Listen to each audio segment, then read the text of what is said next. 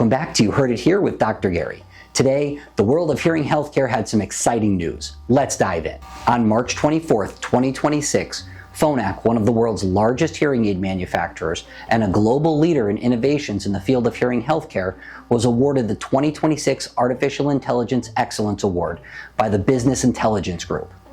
This group looks at different companies and their products and how they integrate and utilize AI to improve the products themselves as well as the function in their customers' lives. The Phonak products, the Virto R and the Audéo Sphere, were given this award, and they utilize AI to help to identify when a hearing impaired individual wearing these hearing aids moves from quiet situations to speech and noise, and adjust the microphone settings from omnidirectional to directional. They're utilizing artificial intelligence to help to improve the lives and hearing abilities of hearing impaired individuals. Phonak is not the only company that utilizes AI in their products. However, AI has really hit the mark.